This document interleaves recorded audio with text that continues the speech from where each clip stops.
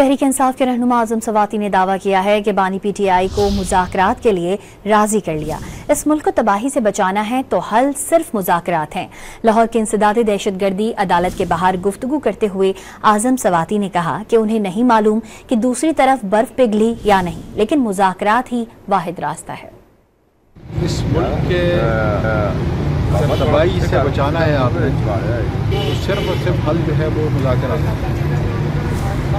और इसलिए खान साहब मुज़ाकरात के लिए हमने उनको राज़ी किया है।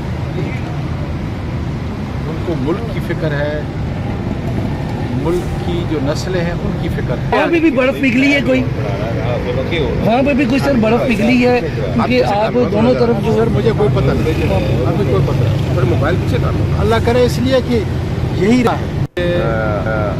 तबाही से बचाना है आपने, तो सिर्फ और सिर्फ हल जो है वो मुज़ाकरात है।